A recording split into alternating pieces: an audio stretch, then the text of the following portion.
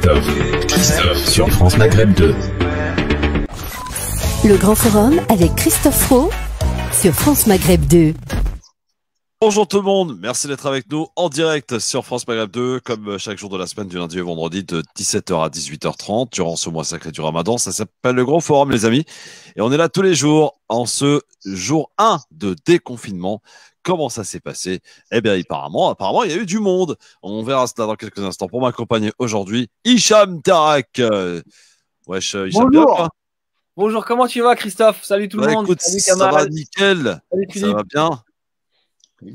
Et toi, ma frère? Ah bah écoute, ouais, ça va, en cette sainte journée de déconfinade.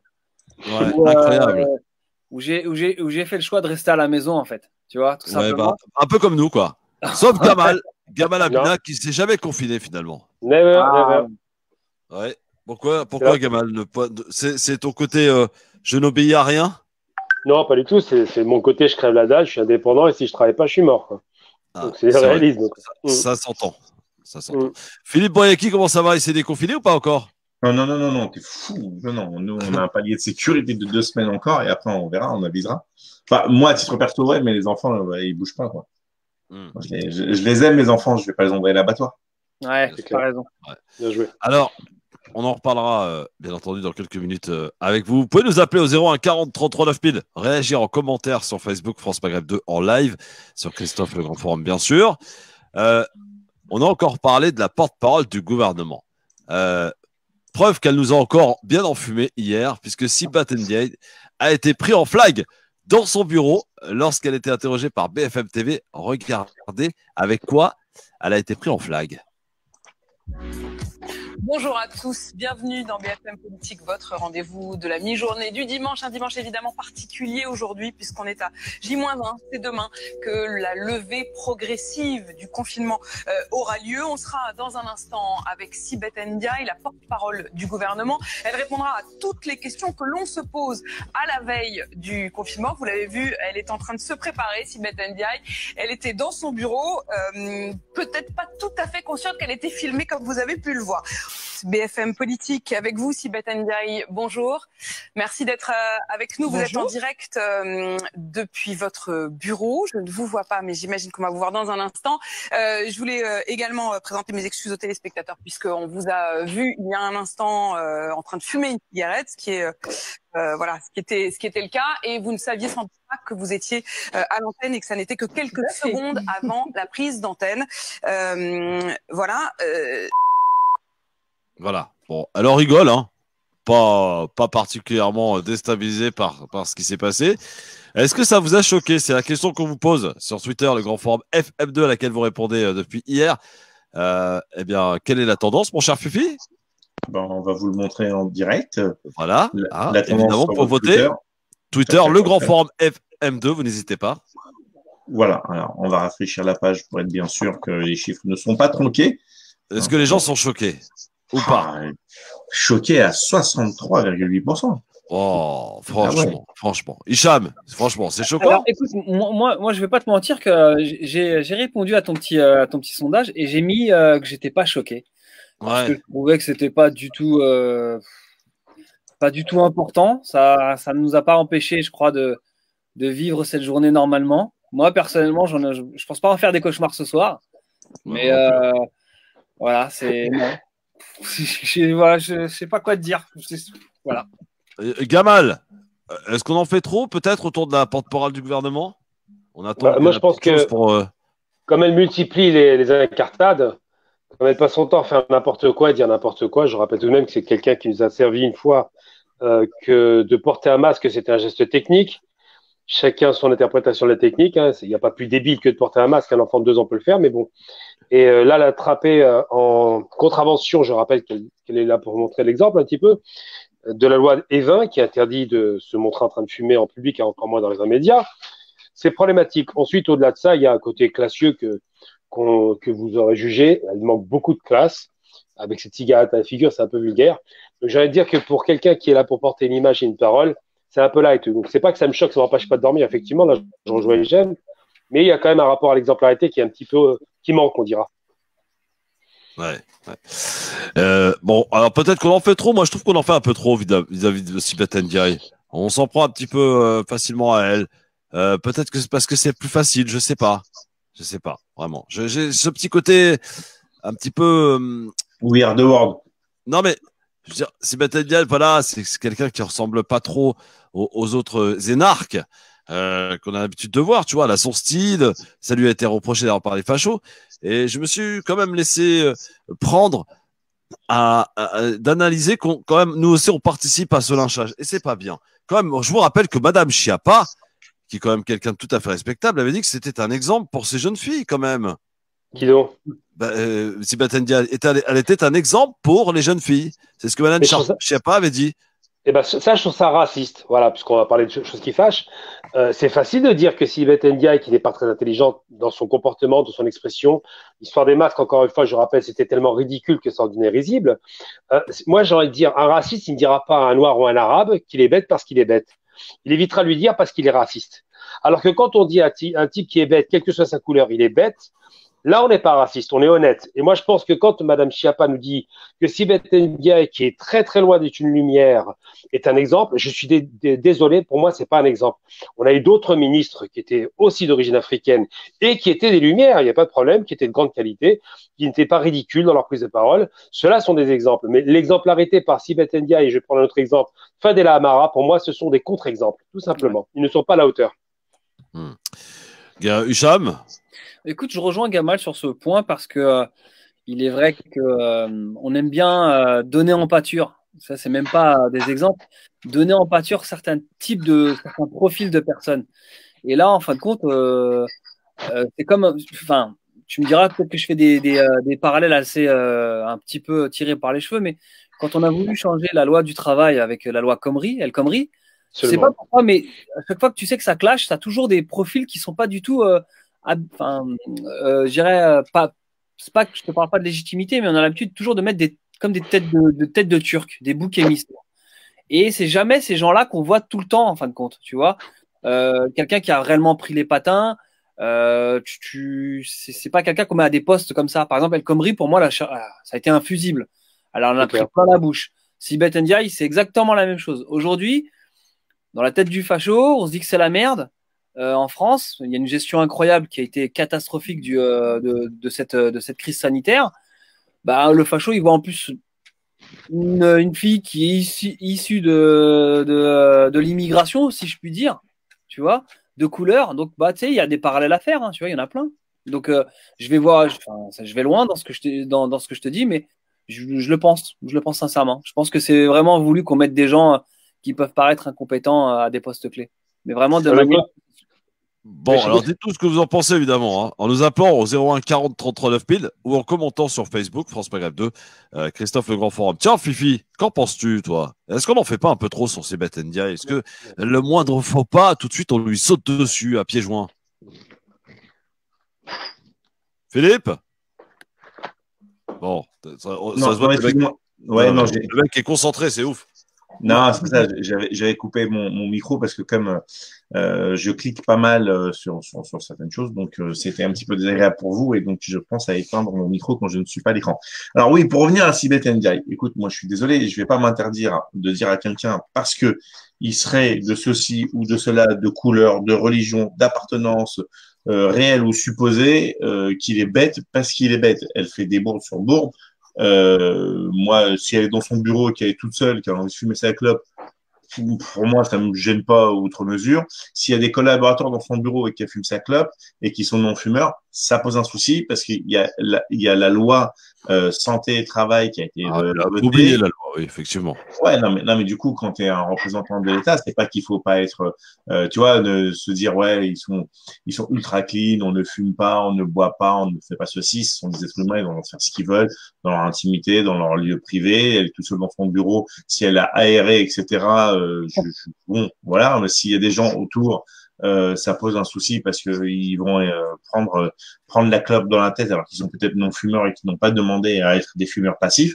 Et ça, je crois qu'il faut bien le prendre en ligne de compte. Hormis ce passage-là, elle a fait bourde sur bourde de communication et d'arrogance et et de donner des leçons. Moi, quand on parle de Sibeth Ndiaye, c'est pas la copine du 9-4 ou du 9-3 qui a traîné ses baskets d'or.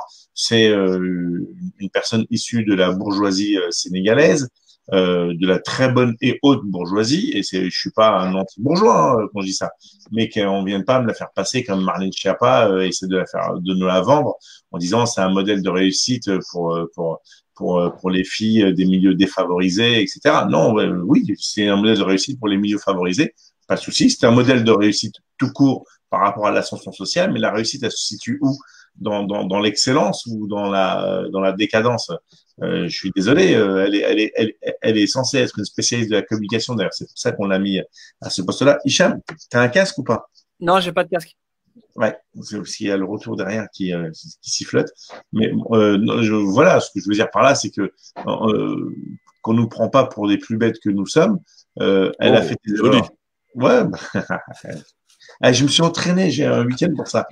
En fait, Sibeth, moi je trouve qu'elle a le rôle de la stagiaire un petit peu, tu sais, celle qui fait des bourdes. Moi, elle me fait vraiment penser à la stagiaire dans une entreprise, ou la fameuse stagiaire, tu sais, ou le fameux stagiaire qui fait des. Qui est stagiaire en ce moment dans l'entreprise, voyez comment vous considérez Hicham Terraka? Non, attention. Apparemment, les stagiaires sont ceux qui font des bourdes. Ils essuient les plats. Dans les médias, en général, quand il y a des bourdes dans les sous-titres, quand il y a des bourdes comme ça, on dit toujours c'est toujours la faute du stagiaire. Je veux dire. Et elle me fait un peu penser, c'est comme si on avait un peu matérialisé ce fameux stagiaire avec les absurdités qu'elle a pu sortir.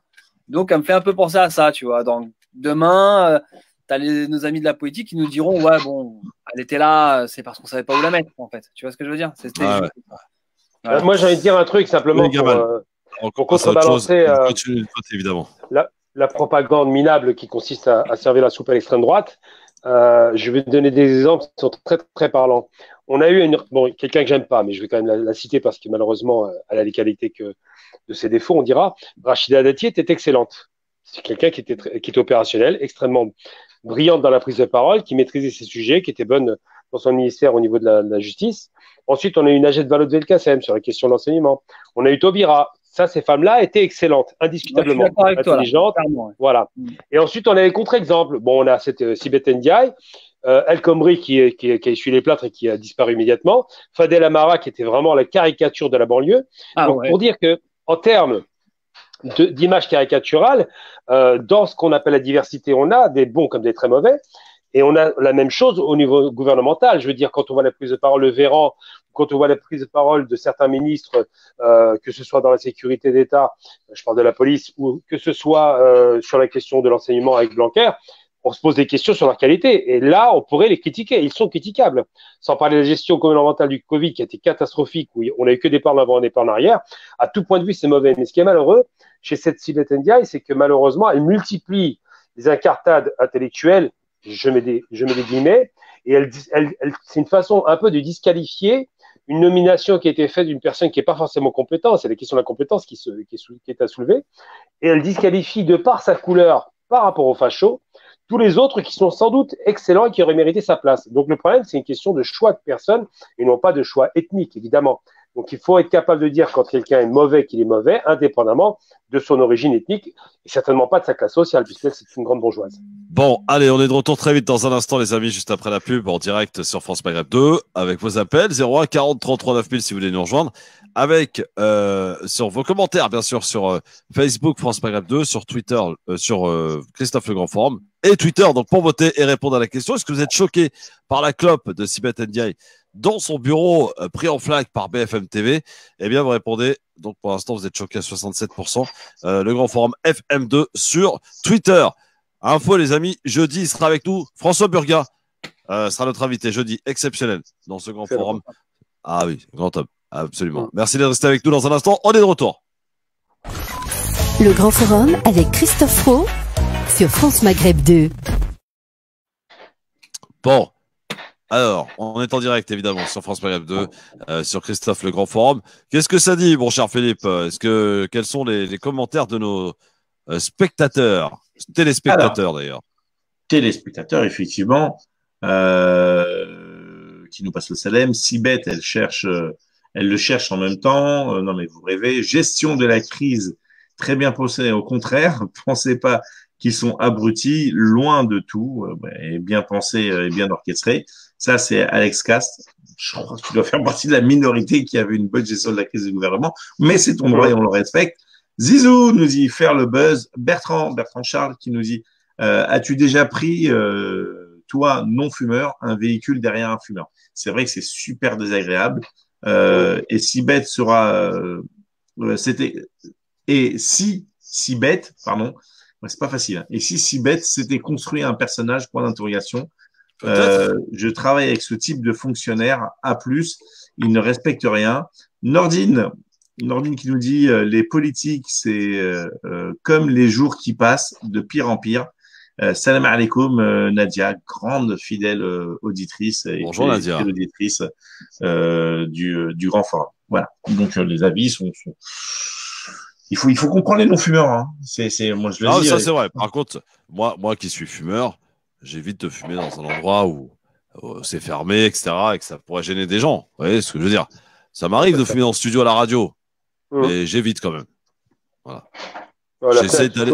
En plus, quand on est fumeur, franchement, d'aller fumer sa clope dehors, c'est quand même beaucoup plus agréable que de la fumer à l'intérieur, sans qu'il y ait une bouche d'aération ou quoi aux caisses, tu vois. Et c'est alors par contre dans les voitures, c'est vrai que c'est absolument immonde. Hein. Quand tu passes dans une voiture de fumeur, ça pue. C'est pas top. C'est dégueulasse. C'est dégueulasse. Ça vous est jamais arrivé de fumer, vous? Jamais. Moi, non. Non? Pour ma part, non. Non, attends. La volonté. Si, moi j'étais un très grand fumeur.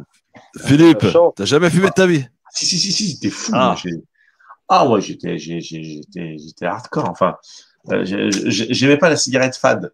Je préfère la cigarette rigolote. Ouais. Et un matin, je me suis réveillé avec la mâchoire crispée. Et vraiment, hein, je me suis réveillé aussi énervé qu'en me couchant, alors que c'était censé être un truc naturel, décontractant. Et j'ai dit, toi, tu vas arrêter de me flinguer mes nuits. Et j'ai arrêté du jour au lendemain. Mais du coup, j'ai pris pas loin de 35 kilos quand même. Ah ouais? Ouais. Mais voilà. Donc maintenant, on rééquilibre tout ça. Et je suis content d'avoir arrêté. Parce que c'était un truc de fou. Hein. Moi, je suis content de ne pas avoir commencé, en fait. Ouais, bien sûr. Pareil. Bon. Cadeau. C'est bien. Vous avez au moins vous êtes des gars bien. Voilà, c'est bien. Alors, on pose la question, Christophe. T'avais pas arrêté de fumer? Quoi? T'avais pas arrêté de fumer, Christophe? On te pose la question, Nordine. Moi, j'ai déjà arrêté de fumer, mais il y a très très longtemps. J'avais tenu 1 mois, je crois. Respect. Ouais. C'est la fois où t'as pris 20 kilos, c'est ça? Non, pas du tout, même pas. Mais c'est pour dire que non. Paris, tu sais. Je vois bien quelque chose de terrible. La cigarette, j'en prends conscience, moi, au quotidien. C'est un truc de fou, quoi. On est dépendant de cette merde, quoi. Ouais, il y en a. Il faut dire non. Moi, je dis non à la clope. Ok. Ouais, mais voilà. moi, j'en ai besoin, en fait. Si j'ai pas ça, je veux dire, la clope, c'est ouf. La clope, on en viendra tous à bout. C'est bien ça. C'est tabou, on en viendra tous à bout. Hein. Exactement. C'est tabou. Mais blague à part, j'ai arrêté sans patch ni rien parce que j'avais envie d'arrêter et j'ai dit c'est bon. Voilà. On est d'accord. Ouais, il faut avoir la volonté. Vraiment la volonté. Je vous fais une petite anecdote. Quand j'étais éducateur, quand j'étais animateur au quartier, avec un ami qui s'appelle Yacine, que je salue au passage, on avait les petits. Et puis, comme vous le savez, dans un quartier, il y a beaucoup de mimétisme. Il y a toujours les petits qui veulent faire comme les grands. Et il y avait forcément plein de gens qui fumaient. Et nous, quand on partait en sortie avec les gamins, on les avait attrapés une fois, je m'en rappellerai toute ma vie, autour d'une table, et on tapait et on disait « Le tabac, c'est tabou ». Et on en viendra tous à bout. Exactement. Et c'est rentré dans la tête de certains petits, tu vois, parce que des fois, quand j'en croisais certains, ils me disaient « Tu sais qu'on se souvient encore des phases de malades que vous nous faisiez faire ». Bon, c'était marrant, tu vois, mais on se dit « Si tu peux passer le message comme ça ». Donc voilà, c'était le message d'utilité publique. Ne fumez pas, préservez votre santé. Ça arrive tout me bon des confinements alors. Ah non, arrête avec ça là. Moi, il me saoule là tous ces gens qui. Qu'est-ce qui te saoule, Hicham? Vas-y, on en parle. Qu'est-ce qui se passe? C'est tous ces gens qui en ce moment, il y a une vague d'humour. C'est on va Saha tout. Saha la déconfinade, Saha je sais pas quoi. Ça ouf, en fait. Le Grand Forum avec Christophe Roux sur France Maghreb 2.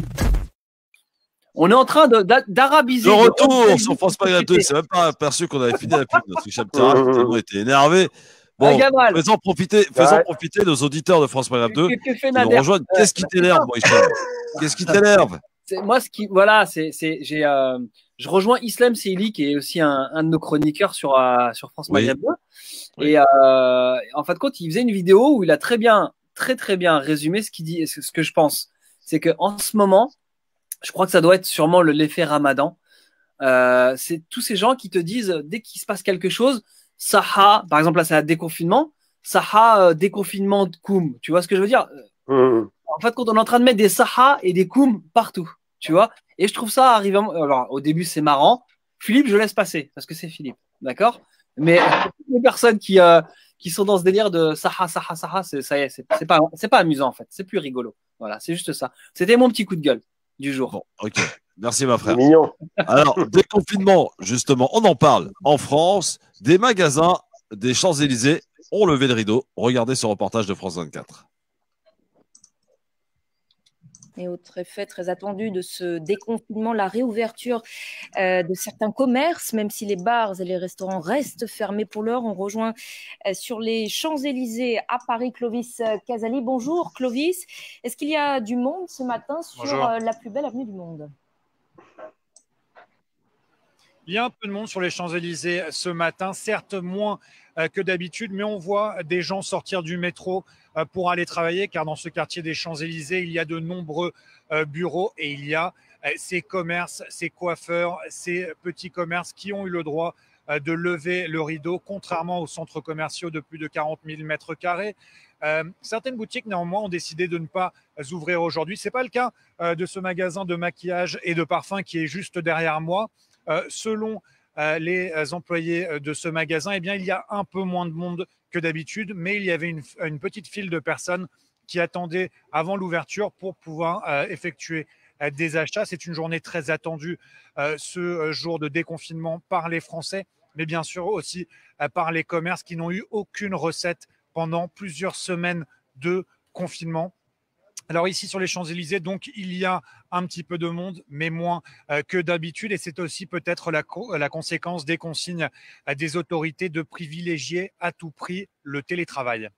Merci beaucoup, Clovis, voilà, pour son reportage de France 24. Alors j'ai quand même vu des images assez incroyables de magasins, enfin de queues devant des magasins genre Action, que vous connaissez tous. Tous ces magasins justement qui étaient fermés, qui ont rouvert ce matin, il y avait une queue de malade à croire que c'était essentiel d'aller acheter un vêtement ou un bidule chez Action, quoi. Hicham, t'as vu les images terribles quand même? Hicham? Oui, je suis là. Voilà, merci les gars. Je suis là, pardon, oui. Voilà. Non, pour répondre à ta question, oui, je les ai vues ces images-là, donc forcément, ça ne peut être que choquant de voir ça. En fait, c'est un retour à la normale, hein. Tu vois, c'est le fameux monde d'après. Tu vois, donc on est complètement dedans. Et moi, ce qui me choque aussi, c'est on arrive à être facilement choqué, surpris du fait qu'il y ait des queues devant les magasins, mais la vie continue en soi. Mais c'est surtout moi ce qui m'a le plus fait mal à la tête, c'est les transports en commun. Et on va en parler dans un instant. Ouais. Et bon, alors je garde ça sous le coude. Alors les gens qui font la queue devant les magasins, Gamal, ça t'étonne quand même, ces Français qui étaient en manque d'aller chez Action, c'est Célio ou que sais-je encore? Ça ne m'étonne pas, il faut être très clair. On est une société de consommation outrancière, c'est-à-dire que tout est basé sur le principe de la consommation et de la croissance, du chiffre d'affaires. Là, on a eu la chance d'avoir 2 mois quasiment complets à laisser la planète se reposer enfin, parce qu'elle subit notre action négative, la planète. Pour vous donner une petite idée incroyable, ce week-end, j'étais sur le canal de l'Ourcq. Ouais. Et vous savez, vous n'allez pas me croire, j'ai filmé ça d'ailleurs, c'est extraordinaire. J'ai réussi pour la première fois de ma vie à voir un serpent, un vrai serpent, qui était en train de serpenter sur le canal. C'est-à-dire que les animaux ont pu sortir en toute confiance parce que l'homme a laissé la place pour la première fois depuis je ne sais combien de siècles. Et ce qui se passe, c'est que oui, pourquoi ils consomment? Parce que la plupart des gens s'ennuient à mourir. Il suffit de voir les pauvres vidéos de personnes qui montrent qu'ils font la vaisselle, la nourriture ou des sketchs pourris dans leur appartement, ou qu'ils applaudissent tous les soirs à 20h parce que ça leur donne le sentiment d'exister un peu. Ils s'ennuient à mourir et ce qui traduit, pour tromper l'ennui, le seul moyen qu'ils ont, c'est soit aller voir des amis, les cafés, les restaurants, les sorties quelconques, le travail, bien évidemment, et surtout, malheureusement, la consommation. C'est la raison pour laquelle, d'ailleurs, tout le monde se précipite dans les centres commerciaux pour acheter des choses parfaitement inutiles, parce qu'ils ont le sentiment qu'ils ont quelque chose à rattraper, et ils pensent que s'inscrire dans le réel, c'est s'inscrire dans la consommation. Et j'ai vu qu'aujourd'hui, par exemple, c'était une explosion littérale de la circulation routière, dans les transports en commun, dans les magasins. C'était impressionnant. Il fallait voir ce qui se passait sur Paris et la banlieue. C'est incroyable. Donc, vraiment, c'est juste la traduction d'un malaise d'une société qui a plus de repères, littéralement. Bah, dites-nous ce que vous en pensez et dites-nous surtout si vous étiez de ceux et celles qui êtes partis faire la queue pour aller absolument dans votre magasin préféré.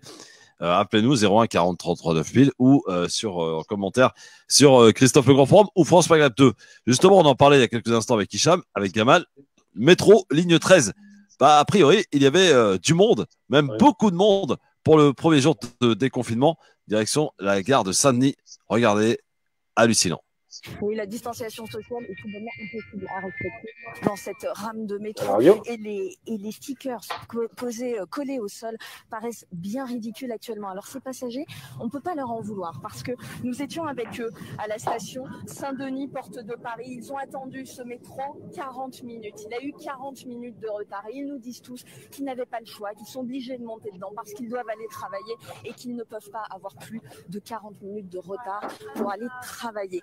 La bonne nouvelle, la seule ce matin, c'est que le port du masque est très largement sur cette ligne de métro. Tout le monde le porte. Il est d'ailleurs plutôt bien porté. Il recouvre bien le nez et la bouche. Ce qui est très surprenant ce matin, c'est que cette ligne, elle devait être renforcée. L'offre de la RATP est de 75% sur l'ensemble du réseau et de 85% spécifiquement sur cette ligne 13.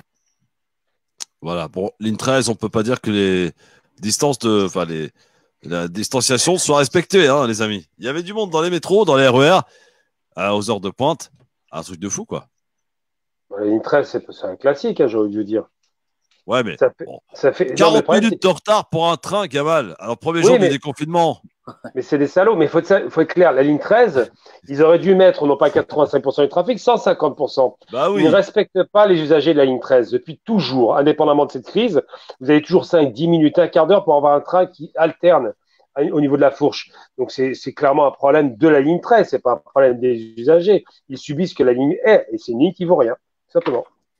Hicham, les transports, ça t'a fait rêver? Mais clairement, j'attends que ça, là. La première occasion qui va me pousser à aller sur Paris, prendre le métro, je le prends direct. Non, moi, ce qui m'a fait gentiment sourire, on va dire, c'est j'ai pensé à tous les discours qu'on a pu donner. Et pour moi, là, tu as Véran qui, ce matin, je crois, disait que c'était dommage. Les gens avaient respecté avec le masque, mais ils se touchaient. Mais c'est impossible. Arrive un moment, il faut arrêter. Là, encore une fois, pour moi, c'est la belle illustration qu'on nous prend vraiment pour des imbéciles. Ouais, ce sont des gens qui ne savent pas, en fait, Hicham, tu peux pas leur en vouloir. Si, ils le savent. Sauf que il y a un choix qui a été fait. Est-ce qu'ils ont déjà pris le métro en heure de pointe, ces gens-là? Je sais pas. Mais ils le connaissent, le métro. Stagiaires, ouais. Et qu'ils essuient les plats. Attention, ce matin, l'essentiel retard qu'il y a pu avoir sur certaines lignes est dû notamment aux fortes pluies qu'il y a eu depuis 2 jours. Il y a eu plein de locaux RATP qui ont été inondés. Si on a le temps tout à l'heure, moi je vous montrerai une vidéo de point du jour. Moi, Philippe, je te donne raison, Philippe. Hein, mais moi, ce qui me tue, c'est que depuis, on sait qu'il y a énormément d'intempéries maintenant. La SNCF et tout depuis des années, ils le savent. Je vois pas comment se fait-il qu'à chaque fois, ils ont des problèmes avec ça. Mais c'est très simple. Je vais t'expliquer. Pour une raison. Alors, c'est vrai que le commun des mortels, et c'est pas méprisant de dire ça. L'État, la région Île-de-France, Pécresse, le monde libéral souhaite privatiser les transports publics. Ouais. Parce que c'est une manne financière de fou, mais vraiment de fou. Mais ne souhaite pas faire les investissements sur les infrastructures. Parce que si tu fais des investissements sur les infrastructures aujourd'hui, tu endetterais encore plus les sociétés. Et pour les vendre, il faudrait que tu les achètes avec leurs dettes. Donc, moins ils ont de dettes, plus ils sont vendables et plus ils ont de dettes. Donc, ce qu'ils vont faire, c'est vendre les lignes d'exploitation et laisser la maintenance, entre guillemets, des stations, etc., à la collectivité et donc aux contribuables. Ah ouais, c'est ça. Si tu veux, si tu es une boîte privée, ça vaut le coup. Ah, là, tu prends un bon billet. Parce que là, tu n'as que les avantages et tu n'as pas les inconvénients. C'est comme ils ont fait avec les autoroutes. Ils ont fait la même salade. Donc, si tu veux, ils ne veulent pas aujourd'hui les endetter parce que la déréglementation fait que 2022, 2025 et 2032 pour le métro, le RER à la privatisation, c'est pas la privatisation, c'est l'ouverture à la concurrence. Du capital. Voilà, l'ouverture de la concurrence. Et l'ouverture de la concurrence fait qu'aujourd'hui, par exemple, tu vois, moi, le tramway T9, la RATP n'a pas postulé à l'appel d'offres, c'est Keolis qui l'a récupéré. Keolis, filiale privée 100% de la SNCF, et c'est RATP Développement, filiale boîte privée de la RATP avec la Caisse des dépôts et d'autres investisseurs, etc., qui a répondu à l'appel d'offres. La RATP classique, traditionnelle, ne l'a pas fait. Donc, c'est pour ça qu'aujourd'hui, tu vas avoir plein de bugs sur plein de... Tu as bien vu, il y a eu des accidents de fous à Bretigny sur les infrastructures. Il y a eu les caténaires qui ont brûlé aux Ardoines. Ça fait 1 an qu'on est dans une situation compliquée sur le RERC lorsque tu vas à Massy. Et personne ne veut sortir quoi que ce soit parce qu'on te dit la SNCF, par exemple, a une dette de 44 milliards. S'il faut, tu refasses les infrastructures qui datent de plus de 100 piges, ok, bah, faudrait que tu mettes au moins encore 50 milliards au bassinet et t'as personne qui va sortir 100 milliards pour acheter la SNCF, par exemple. Ouais, excuse-moi, mais dès qu'il y a une goutte de pluie, dès qu'il y a un flocon de neige, il n'y a plus rien qui marche dans ce pays. Donc, ah non, mais attention, RATP, que ce soit autre chose. Il faut relativiser quand même. Non, tu diffusais les vidéos, Christophe. Il y avait une rivière avant, il y avait un. Oui, d'accord, mais j'ai vu les vidéos, Ah ouais, mais attends, mais voilà, dans la 6e puissance mondiale, on peut gérer ça, non? Non, mais ça va. On n'a pas su faire des masques. Qu'est-ce que tu racontes? T'es fou, quoi. Non, mais ce matin, on se demandait s'il fallait sortir avec les masques à gaz ou pas, parce qu'il y avait une odeur de soufre hier soir dans Paris, et en proche banlieue d'ailleurs. Soufre. Également un ciel orange. Ouais. Ça pue l'œuf pourri par endroit. Qu'est-ce qui s'est passé? On ne sait pas. Là, ça prend des goûts. Alors, voilà. C'est pas le nuage de Tchernobyl? Peut-être. Non, alors. Non, il s'est arrêté aux frontières, Hicham. Oui, il n'avait pas son passeport. Ah ouais. Non, ce qui se passe, c'est qu'il faut savoir que lorsque vous êtes dans les égouts, les gaz de décomposition des matières organiques fabriquent ce qu'on appelle de l'H2S. C'est un gaz mortel, blague à part. C'est pour ça que les égoutiers, ils ont des détecteurs d'H2S avec des masques. Et si le truc se déclenche, avant, ils y allaient avec un oiseau. Si l'oiseau cassait sa pipe, il fallait vite mettre le masque et vite se barrer de là. Parce que ça sent l'œuf pourri. Et dès que tu commences à sentir l'œuf pourri, ça sent pas bon. Mais ce qui se passe, c'est que comme les égouts ont été complètement chargés, ils sont ressortis, ça a débordé. Et en débordant, ça s'est émané à l'extérieur. Alors, ce qui est le plus surprenant, c'est que normalement, ça aurait dû être quelque chose d'hyper léger. On n'aurait pas dû le sentir comme ça. Et là, ça se sentait partout. C'est pas uniquement là où il y a. C'est sorti très loin. Partout. Philippe, ouais. Je suis d'accord avec toi, mais on n'en est quand même pas au premier orage, pardon. Ah ouais, mais là, ce qui s'est passé en 36 heures, je te jure, c'est exceptionnel, blague à part. Ouais, c'est clair. Vraiment, vraiment exceptionnel. Absolument. Ok. Mais pour revenir au sujet, justement. Il n'y a pas de test complotiste possible, là. Non. Je parlerai avec en présence de mon maître Maghribi qui arrivera tout à l'heure. Qui sera avec toi à 18h. Non, mais pour revenir à ce que vous avez dit tout à l'heure sur les transports en commun, il y a 2 choses. La première, on ne peut pas dire, il faut voir l'exemple anglais. Les trains arrivent toujours à l'heure en France par rapport à l'Angleterre, c'est catastrophique. L'Allemagne aussi. Non, oui, c'est pareil. Oui, c'est pareil. Non, l'Allemagne, on peut en discuter. Mais quand je dis ils arrivent à l'heure en Angleterre, c'est catastrophique. Je veux dire, tout le système anglais de chemin de fer n'était pas vétuste, il était croulant. Il y a eu des dizaines d'accidents. L'État a fini par reprendre la main sur la privatisation parce qu'ils se sont rendus compte que c'était une bêtise monumentale qu'avait fait Thatcher. Et ce qu'il faut pas, ça ne doit pas arriver en France, sinon c'est catastrophique. Tout ce qui est grandes infrastructures ne doit pas être privatisé. On peut ouvrir le capital, on ne doit pas privatiser.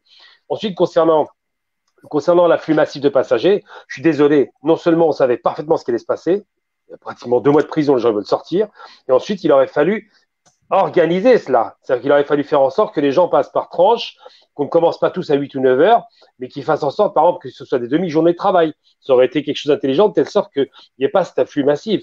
Il n'y avait aucune chance de l'éviter, mais l'État n'a pas pris ses responsabilités. Il a préféré tabler sur des risques plutôt que de d'anticiper que le travail ne se fera qu'à moitié. Ils ne voulaient pas de demi-reprise.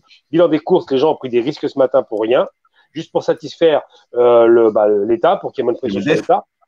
Oui, je ne vais pas dire MEDEF, parce qu'il n'y a pas que le MEDEF, malheureusement, mais pour satisfaire en gros le marché, quoi, pour faire simple. Et ça, c'est pas normal. Et vous remarquerez qu'il n'y a pas eu d'amende sur la ligne 13, parce que ça aurait été une émeute. Par contre, ce que j'ai vu dans les rues tout à l'heure et partout, c'est un déploiement sans précédent dans des voitures banalisées de force de l'ordre. Ça, c'est attends, Gamal, il y a une question que je voudrais te poser. Il me semble que, si je ne dis pas de bêtises, on a fait passer une loi qui permet de te mettre une amende si tu dissimules ton visage. C'est ça. Oui, et là, aujourd'hui, on te met une amende. C'est l'allocasseur. si tu mets, si tu mets pas ton masque, donc si tu dissimules pas le visage. Ouais. Il n'y a pas de jurisprudence là, les amis, il n'y a pas un truc à faire. C'est pas la même amende. Il y en a une, c'est 150 € quand tu dissimules les arabo-musulmans, et l'autre, par contre, ou casseur, et l'autre, par contre, c'est 135 € pour remplir les caisses de l'État qui en a beaucoup donné aux entreprises. Non, mais il faut quand même être raisonnable. Je veux dire, on est dans un pays de droit, les amis. Et je pense que les avocats vont se faire plaisir. Bien sûr, ils vont se faire plaisir. Ils vont se faire plaisir. Je veux dire, j'ai vu ça. Je me suis dit, mais c'est vrai, ça. C'est interdit de se dissimuler, se cacher le visage. Aujourd'hui, on nous force à le faire. On nous force à ne pas obéir, à désobéir. Mais c'est normal. Là, c'est une guerre virale, c'est logique. Hein. Attends, mais c'est normal. Qu'est-ce qui est logique? Qu'est-ce qu'on en sait? Alors attendez, qu'est-ce qu'on en sait que le virus est encore là? Qu'est-ce qu'on en sait que il va y avoir une deuxième vague? Qu'est-ce qu'on en sait de tout ça? Les scientifiques eux-mêmes sont pas d'accord, Gamal. Non, il n'y aura pas de seconde vague. Ça, c'est juste pour mettre la pression. Hier, il y avait que, pardon, parce que c'est terrible de dire ça. Mais on avait 70 morts. C'est déjà trop, évidemment. Mais par rapport à ce qu'on a connu, alors je ne sais pas si c'est bizarre, hein, mais par rapport au déconfinement, le chiffre a baissé considérablement. Tant mieux. Non, mais c'est normal. C'est normal. Christophe, c'est normal. Il y a 3000 personnes qui sont sous respirateur. Ouais. Le nombre de personnes a baissé. C'est mécanique. On a coupé les liens de transmission du virus d'une personne à l'autre. Logiquement, ce qu'on appelle un graphique en cloche, forcément, ça recule. Maintenant, il faut comprendre qu'il reste à peu près moins de 3000 personnes à l'hôpital, que le potentiel de létalité, c'est à peu près 20-30%. Ça veut dire qu'en gros, 3 x 3, ça fait 900 personnes qui sont potentiellement, qui pourraient mourir. Vous distribuez ça sur 20 jours, vous arrivez à peu près à une moyenne de 80 personnes par jour. Il est logique qu'il y ait un recul. Ensuite, sur la deuxième question que tu viens d'aborder, et là, je vais être catégorique là-dessus, cette fameuse propagande de la seconde vague. D'abord, comment on peut oser parler de deuxième vague comme si c'était un virus qui serait saisonnier? Ce virus n'est pas saisonnier, il a été importé. C'est un monstre qui vient d'un animal, qui a été pris, maintenant c'est avéré, à la suite je crois, d'une contamination par un animal qui n'aurait pas dû être mangé. Et ce virus a été circonscrit en Chine, il n'y en a plus quasiment. Et en France, comme dans le reste du monde, ça va tuer des gens, mais il va disparaître. Il n'y aura pas de seconde vague. Cette seconde vague qu'on nous a annoncée, c'est parce qu'en Chine, il y avait eu un retour d'étrangers vers la Chine qui ont à nouveau contaminé. Ça a été vite circonscrit aussi. Donc cette histoire de seconde vague, c'est pour nous obliger plus tard à nous vacciner. Et croyez-moi, je serai le dernier à donner mon bras à un vaccin. Je ne vous le cache pas. Oui, bon, ça c'est un avis. Oui, Philippe.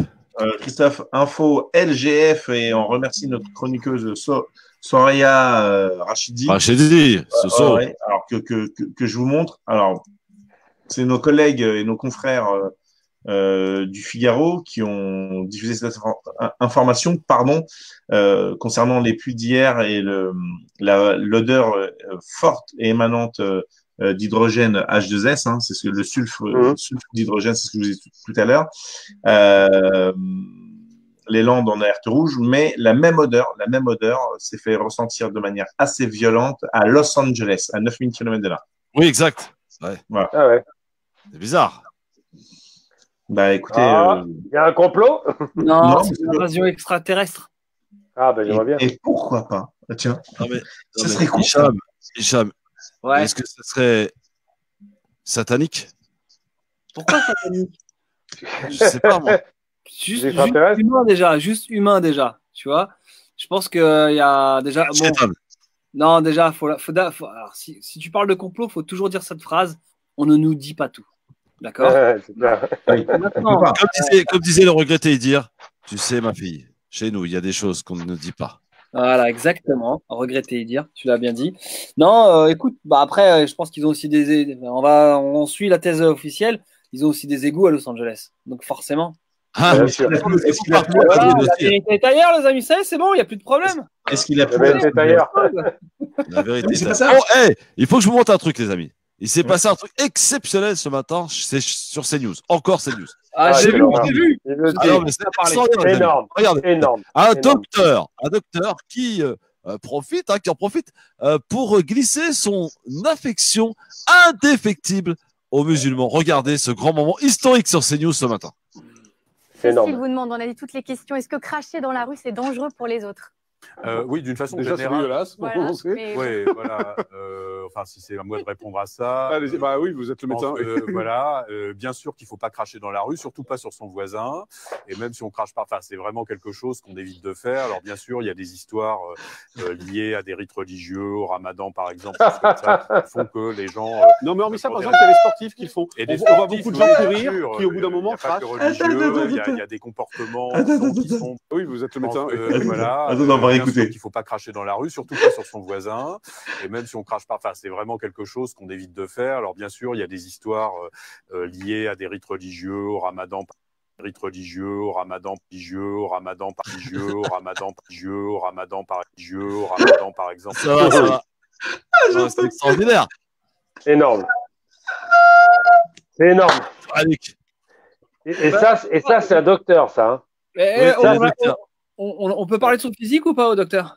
Vas-y, Vas-y. Crache-lui Ah, dessus. Crache-lui dessus. Non, bah déjà, je crois que je dirais que moi, quand j'ai vu la vidéo, je me suis dit la connerie nous a craché dessus déjà, pour commencer. C'est clair. Mais à ce niveau-là de méconnaissance de l'autre, c'est chaud. La vérité, pour quelqu'un de instruit, puisqu'il est quand même médecin, comme quoi on voit que la connerie n'a pas de couleur. C'est mesquin quand même de glisser ça comme ça au milieu d'une réponse, d'une question posée très, très, très importante en plus sur le cracher, tout ça. Et de faire glisser, de faire croire aux gens que pendant le ramadan, qui plus est, déjà, vous êtes, en temps normal, vous êtes des gens dégueulasses, mais en plus, pendant le ramadan, vous crachez avec votre odeur de bouche vraiment qui pue.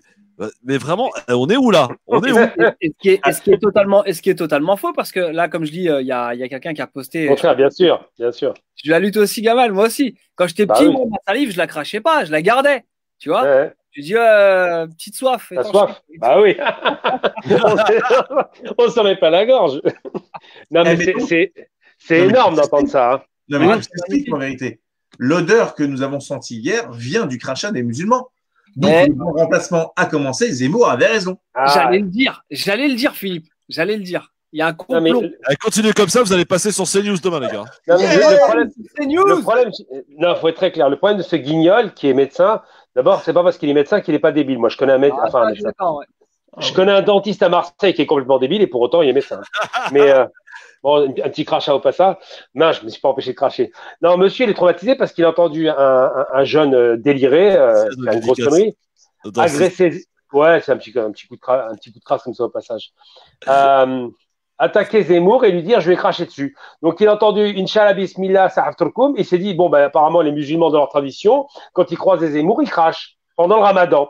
Donc il a associé crachat Ramadan avec Zemmour. J'ai envie de dire à ce monsieur que s'il n'aime pas les sales arabes, puisque c'est de ça dont il parlait, d'abord ça tombe sous le coup de la loi et ensuite il faudra peut-être qu'il se brosse les dents au lieu de nous parler. Parce que ça n'existe pas le crachat pendant le Ramadan. Ça c'est dans sa tête de malade mental. Donc il faut qu'il revienne sur terre ce monsieur. Exactement. Non, mais c'est hallucinant quand même. Et on voyait quand même Brandini qui était un peu gêné. Hein. Il a enchaîné en disant oui, mais les sportifs le font. Il était très ennuyé, quoi. C'est un propos ouvertement raciste. C'est ouvertement raciste. Clairement. Et tout en sachant aussi que. Bon, après, il parle de sportifs, mais bon, on sent que. Ah non, mais attendez, les gars. Franchement, on est dans le nouveau monde. Valéry Giscard d'Estaing, le papy Valéry Giscard d'Estaing, visé par une enquête d'agression sexuelle. Et alors Elle date de quand? On a tout perdu. On a perdu tous nos repères, les enfants. Non, Giscard, c'est un petit fripotin, c'est un petit coquin. Il avait écrit des bouquins à l'époque érotique, je le rappelle tout de même, quand il était académicien. Ensuite, les hommes de pouvoir, en règle générale, sont comme ça. Et je vais vous en raconter une autre qui est intéressante. Il y a une énorme scandale qui est en train d'entacher la réputation de Asselineau. Parce que lui, apparemment. C'est du lourd en plus. Asselineau qui adorait un certain dentiste à Marseille d'ailleurs. Aujourd'hui, il doit au moins l'aimer parce qu'il vient de se rendre compte qu'Asselineau, il a des tendances homosexuelles, semble-t-il, puisqu'il aurait eu des attouchements sexuels à destination de jeunes hommes de 26 à 30 ans. Donc ça, c'est la dernière grosse trouvaille des médias. Donc pour l'instant, ces accusations, évidemment, rien ne prouve que c'est vrai. Mais présomption d'innocence. Bien évidemment. En plus, en politique, toujours un ami d'Idrissa Aberkane, je vous demande de vous arrêter, monsieur Gamal. Non, mais tout en maintenant sa présomption, je dis que c'est ce qui est sorti dans les médias. Et évidemment, il y a des rapports politiques derrière, donc il y a des rapports de force. Il faut se méfier de ce qui est dit. Mais effectivement, je suis d'accord avec Gamal. En général, en politique, quand ils commencent à se tirer dans les pattes, c'est qu'ils sont en train de voir un après, ils sont en train de voir on est en train de rebattre les cartes un petit peu. Exactement. Et lui, j'ai un message pour. Est-ce que vous connaissez Pascal Boniface? Bien sûr, il ne connaît pas. On va se fâcher, les amis. Non, mais j'ai pas envie qu'on se fâche, justement. Moi, j'ai envie que quand on n'est pas d'accord, et ça peut arriver, j'aime beaucoup ce que fait ce monsieur en général, mais là, ça m'a un peu énervé sa vidéo sur la gestion de la crise du Covid au Maghreb. Pourquoi? Parce qu'il a sorti la petite boule puante sur l'Algérie, vous voyez? Ça, c'est classique. Ah, un petit peu quand même, Gamal. C'est pas sympa. Non, c'est pas cool. On en reparle dans un instant avec vous. Et j'invite officiellement Pascal Boniface, qui est le bienvenu, qu'on a déjà invité à plusieurs reprises ici dans cette émission. Il n'a jamais répondu favorablement. Il n'est jamais trop tard, Pascal Boniface. Regardez, à tel point que Jean-Luc Mélenchon, qui avait promis de ne jamais aller dans une radio communautaire, est parti au micro d'un prédateur sexuel de Frédéric Aziza sur Radio J. Donc, voilà, on n'a plus peur de rien. Monsieur Mélenchon, entre parenthèses, vous n'avez aucun honneur. Dans un instant, on est de retour sur France Maghreb 2, juste après la pub sur France Maghreb 2. Le Grand Forum avec Christophe Roux sur France Maghreb 2. Je suis grillé à vie. Tu cherches le procès? Tu cherches le procès, Christophe, ou quoi? Prédateur sexuel, c'est quoi ça? Monsieur Mélenchon, vous n'avez pas d'honneur. C'est tout. C'est tout ce que j'ai à dire. Pourquoi tu dis ça? Pas bien, en plus. Parce que, pourquoi? Il a toujours refusé d'aller dans les radios communautaires. Il a toujours refusé de dire, moi, son côté laïque, parce que j'entends, pas de souci. Je ne vais pas dans une manifestation communautaire, je ne vais pas dans un dîner communautaire, je ne vais pas dans un média communautaire. Voilà. Qu'est-ce qu'il fait? Il s'est couché hier devant Aziza. En plus, Aziza, je veux dire, à la limite, il aurait été sur cette radio pour un autre animateur. Franchement, ça, à la limite, voilà, s'il a envie de changer d'avis. Mais Aziza, quoi.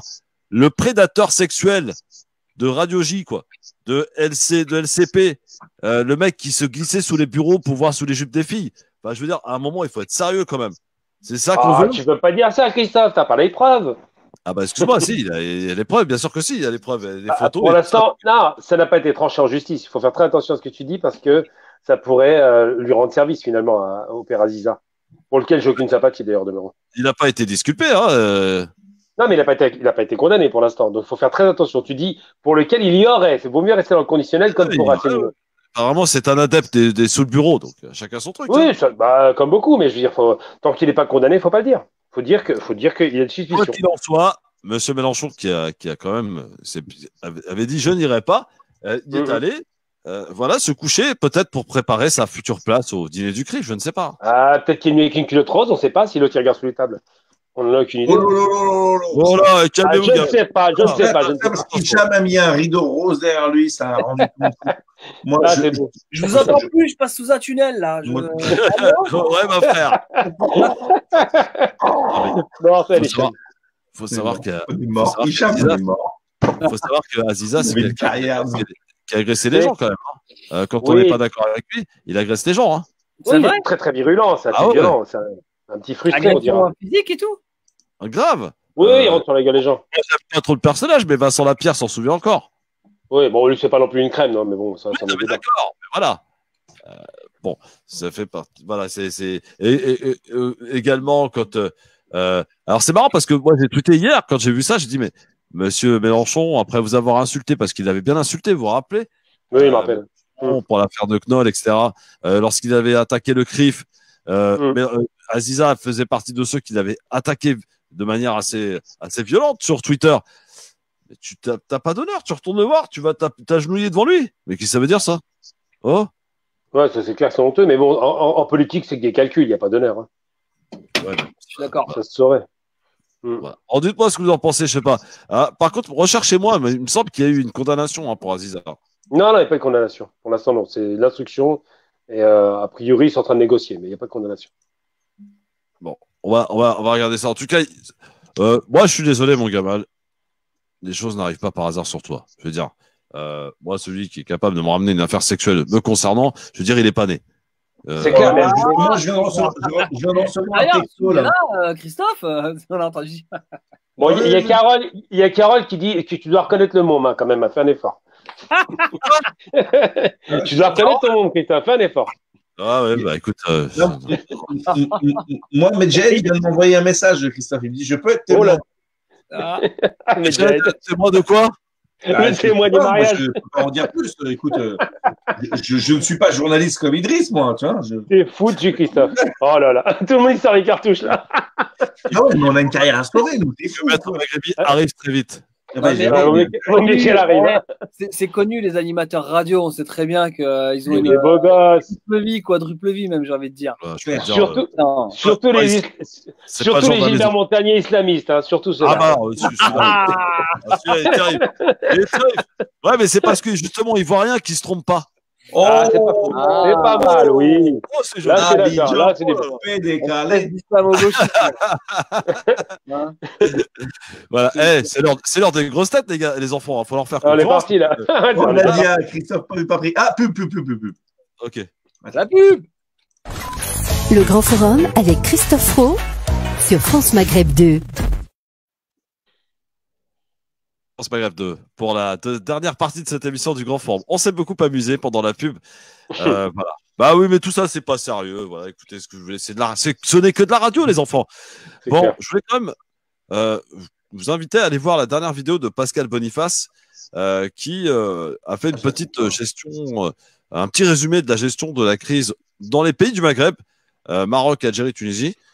Bon, évidemment, il a été assez objectif, on peut le dire, jusqu'à comme à son habitude, sauf que son objectivité s'est un peu arrêtée aux frontières du Maroc.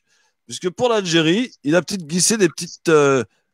bon, je n'allais pas dire des quenelles, parce que ça fait référence à quelqu'un qu'on n'aime pas beaucoup, mais des petits trucs, des petites boules puantes sur le monde, le politique, la corruption en Algérie, à faire croire aux gens que l'Algérie n'a absolument pas géré, alors qu'au contraire, elle a très bien géré la crise du Covid-19 sans qu'on n'en parle pas. Le seul pays à avoir été cherché...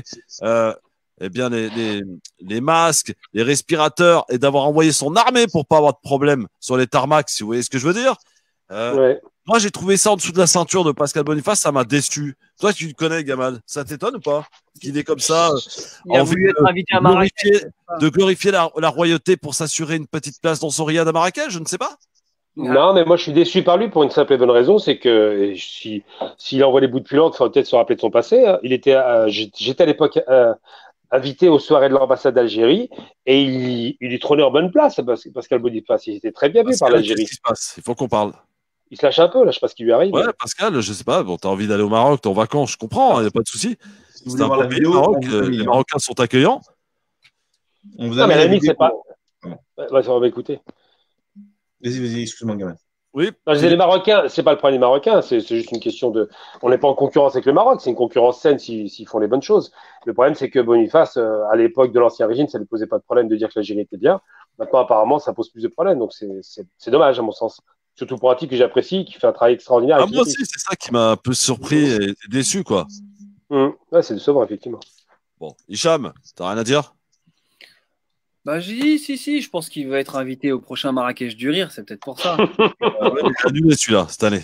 Je vois, ouais, il a été reporté, exactement. Et non, mais après, bon, peut-être qu'il a. Il a peut-être, ouais, il défend son steak, comme on dit, tu vois. Je pense qu'il a peut-être des petits intérêts, je sais pas.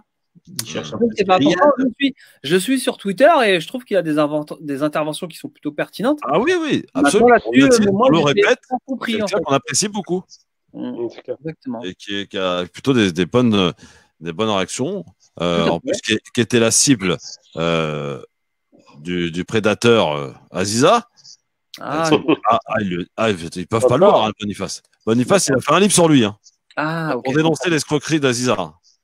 D'accord. Apparemment, il y en a qui n'aiment pas Aziza sur la radio aussi, d'après ce que j'ai vu. Qui ça? Toi, simplement. Non, moi, j'ai rien contre ce bonhomme.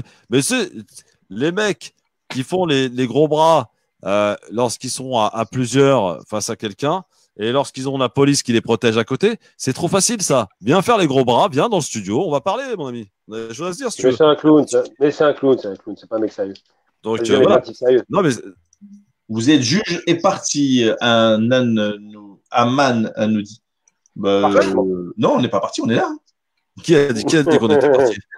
Aman a dit vous êtes juge et parti. Aman, je te mets le lien de la vidéo de Monsieur Pascal Boniface. Tu feras ton propre jugement, voir. On n'est pas jugé parti, arrêtez. On est là pour. En plus, on adore on adore. On aime bien Pascal Boniface, donc. Abdelwahab. Quoi? Abdelwahab, lâchez le Maroc, c'est Radio Alger. Oh, mais arrêtez avec cette stupidité. Franchement, ce genre d'auditeur commence à me gaver. Qu'est-ce que vous foutez en France, vous qui adorez tellement le Maroc? Ah ouais, bonne idée. Non, franchement, au bout d'un moment, ça commence à être gavant. Et tu sais, moi, ça m'avait surpris la première fois que ça m'est tombé dessus. D'abord, quand on aime quelque chose, on peut le critiquer. Ah oui, forcément. Bah oui. Donc, si vous n'aimez pas qu'on critique votre pays, le Maroc, c'est que vous ne l'aimez pas, votre pays. C'est tout. Il y a quelqu'un qui a mis Radio Kabylie. Mais c'est moi qui fous de la merde. En vérité, mauvaise pioche. Ouais. Non, c'est mauvaise pioche. Il n'y a pas de Kabyle sur le tableau. Alors, premièrement, c'est pas le drapeau Kabyle que j'ai, c'est le drapeau Amazigh. Mais quand les Kabyles, ils font partie. J'ai le drapeau de l'Europe, j'ai le drapeau de mon pays, la France, et j'ai aussi mon drapeau de mon autre pays qui est l'Algérie, et le drapeau de l'Italie qui est celui de ma femme, parce qu'elle me l'a obligé à me l'acheter. Et la Corse aussi. Ah bah oui, mais ça. Ça, c'est son côté. Elle ne veut pas avoir de problème avec les Corses. Ça, c'est mon côté nationaliste, ça. Non, mais il faut être très clair sur la question du Maroc, puisqu'il y a des obsessions là-dessus. D'abord, France-Maghreb 2, c'est Maghreb, donc Maghreb, c'est Maroc aussi. Ensuite, le Maroc est un pays extraordinaire avec un potentiel considérable qui, si il réussit à faire la fusion économique avec l'Algérie, la Tunisie, la Mauritanie et la Libye, sera encore plus grand que ce qu'il est actuellement. Arrête de faire rêver les gens, c'est pas vrai. Tu sais très bien que ça va arriver. Quand, Gamal? Tout finit par changer. Non, tout finit par changer, ça arrivera. C'est déjà arrivé une époque. Tu sais qu'il d'arrêter de faire croire cette utopie, c'est une utopie. Ça va arriver. Non, ça va arriver. Inch'Allah. C'est nécessaire et ça va arriver parce que c'est l'économie qui parlera. Ce ne seront pas les dirigeants, ce seront les peuples et l'économie. Donc, voilà. Gamal, je suis d'accord avec toi. Moi, je pense sincèrement que y a peut-être une crainte aussi des pays du Nord que le Maghreb s'unisse. Il faut dire ce qu'il y a. Économiquement, on l'a pu le voir. Là, je vais parler du Maroc parce que je connais un petit peu plus le Maroc que l'Algérie, mais tu sais, à partir du marocain. Comment? Un peu, ouais. Moi, c'est algérien, tu es marocain. Ouais. Exact. Merci, Gamal. Et il est 100% bon alors. Et non, mais tu sais que quand tu as des pays africains émergents, entre guillemets, qui commencent à avoir leur propre système bancaire, d'assurance et tout ce qui va avec, forcément, tu commences à créer une concurrence avec des pays européens. Donc, du coup, quand tu vois, par exemple, ces dernières années, le Maroc, comment a pu se détacher un petit peu de la mêlée et aussi aller gratter sur les plates-bandes d'autres pays, forcément, c'est sûr que tu as certaines personnes qui veulent pas cette union maghrébine, entre guillemets.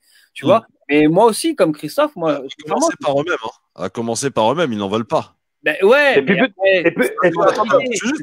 juste vous rappeler un épisode des enfants, parce que je pense que vous avez un peu la mémoire courte. Il n'y a pas très longtemps, pour une attribution d'une Coupe du Monde de foot. L'Algérie a soutenu le Maroc, absolument. L'Algérie, elle a soutenu qui? Le Maroc, on est d'accord. Voilà. Le Maroc. Mais pas seulement, rappelons-nous de l'histoire, s'il vous plaît. Non, mais c'est pas ça le problème. C'est que le Maroc avait soutenu qui, lui? Le Maroc, c'est normal. Les Saoudiens ont soutenu. Ils sont mis contre le Maroc. Contre le Maroc, aux États-Unis. Voilà, ils ont soutenu contre le Maroc. Donc voilà, vous avez aujourd'hui, au travers de cette affaire, vous avez quand même deux pays qui sont diamétralement opposés. Et je ne cherche pas à savoir si l'un ou bon, l'autre est mauvais. Ils ont des alliés complètement différents. Bien sûr.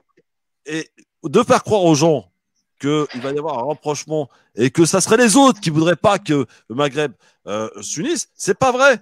C'est du mensonge. Ce sont les gens du Maghreb qui ne veulent pas d'abord de cette union. Non, je suis pas d'accord avec toi, Christophe. Du Maghreb qui ne veulent pas de cette union. Je te jure que je suis pas d'accord avec toi, Christophe. Je vais donner un exemple très concret. Attends, je vais donner un exemple très concret. Il faut être très concret sur l'histoire. C'est-à-dire la libération de l'Algérie s'est faite avec le soutien du Maroc et de la Tunisie, évidemment des pays limitrophes. Après, il y a eu un fossé avec le Hassan II qui a posé problème avec l'Algérie. Puis après, il y a un rapprochement à nouveau qui s'opère actuellement, et tant mieux. Mais il ne faut pas oublier une chose quand même, parce que les Marocains. Il n'a pas été des gars les plus efficaces en 67, Hassan II. Mais Hassan II, c'est pas mon ami, je suis très clair, mais moi je parle pas du Maroc. Hassan II, c'est un homme, c'est pas le Maroc. Maintenant, le Maroc aujourd'hui, c'est Mohamed VI qui veut faire des choses. Il y a une chose qui est certaine, c'est que je rappelle tout de même pour tous ceux qui veulent avoir un discours anti-algérien ou anti-marocain, que le premier président de la République algérienne était marocain. Ben Bella n'est pas algérien. Que Bouteflika et de Oujda, ils sont aussi marocains. On a beau répéter que le ministre des Affaires étrangères algérien qui a critiqué vertement le Maroc du temps de Bouteflika était marocain. Donc le problème, c'est pas de savoir si les Marocains et les Algériens sont ensemble, ils sont ensemble. Le problème, c'est de savoir quand ils vont se mettre d'accord. Et je pense, c'est là où je vais répondre à ce que je disais tout à l'heure, que la question économique fera le travail parce que la Chine, qui est en train de se déployer sur l'Afrique du Nord, est en train de déployer sa fameuse nouvelle route des Indes, qu'elle appelle la route de la soie. Et l'Algérie est sur le chemin de la route de la soie avec son intégration par l'autoroute Est-Ouest et le Maroc est sur le chemin de la route de la soie. Donc tout ça va créer du lien économique et ces problèmes vont être dépassés bientôt, si Dieu le veut, bien évidemment. Inch'Allah. Tu sais que tu as lancé le débat, hein. Maroc-Algérie, là, ça y est, tu as lancé un débat. Non, mais il n'y a pas de débat. Pour moi, il n'y a pas de débat, les amis. Il n'y a pas de débat sur deux pays qui décident effectivement de leur avenir, pas forcément en commun, on l'a bien vu, compris. En 94, depuis 94, les frontières sont fermées. On peut que le regretter, mais de faire croire aux gens que ça va être pour demain l'ouverture des frontières, que non, ça y est. on n'a pas dit ça, Christophe. Entre les trois pays. Bah arrêtez les gars, ça fait. Christophe, c'est pas vrai. Christophe, faux. Pas compatible. Mais bien sûr, bien sûr. Non compatible. Alors, surtout avec ce qui s'est passé dernièrement. Aujourd'hui, en Algérie, vous avez un pouvoir qui s'est installé, qui s'appelle Tebboune, qui a une vision bien claire sur le Sahara, et vous savez très bien que rien que ce sujet-là ne pourra pas faire en sorte que ces deux pays s'entendent. Quand je parle des pays, je parle de la politique. Hein.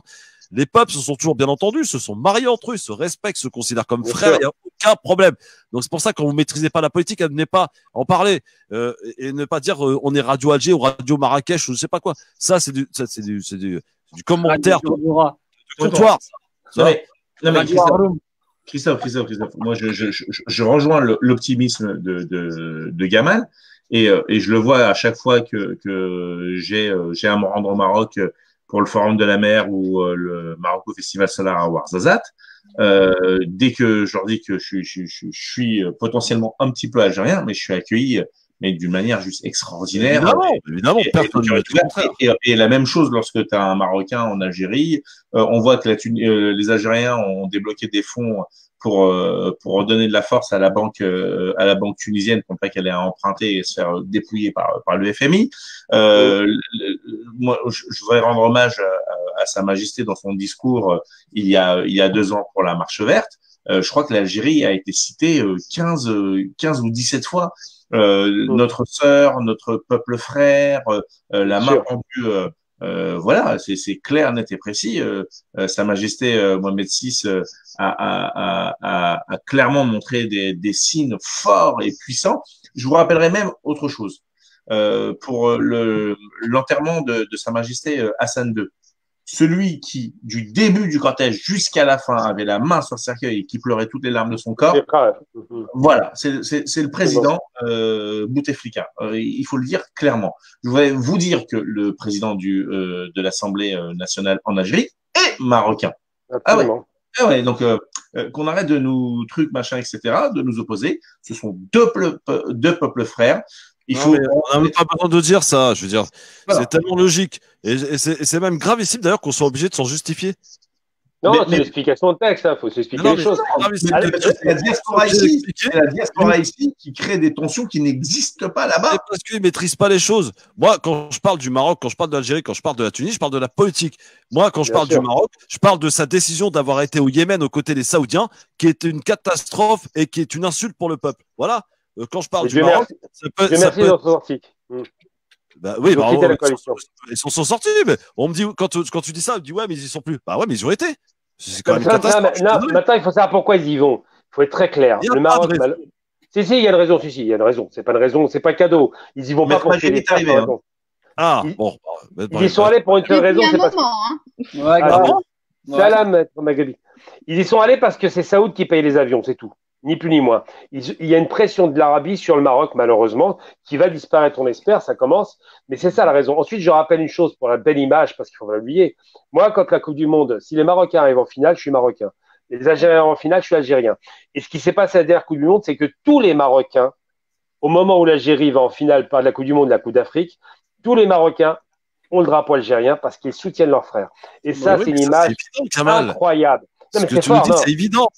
C'est plus que les autres pays arabes. Il y a des imbéciles qui ne savent pas ça. Non, c'est plus fort que les autres pays arabes. On n'a pas eu le même soutien de la part des autres pays arabes. Vraiment, le Maroc, le soutien qu'il a de l'Algérie, il est extraordinaire. Et vice-versa. Et c'est vers ça qu'on doit tendre. C'est-à-dire que cette question maghrébine, nous sommes tous, en arabe, Maroc, ça veut dire, c'est Maghreb, ça veut dire Occident. C'est-à-dire que c'est une terminologie arabe pour désigner les pays du Levant et du couchant.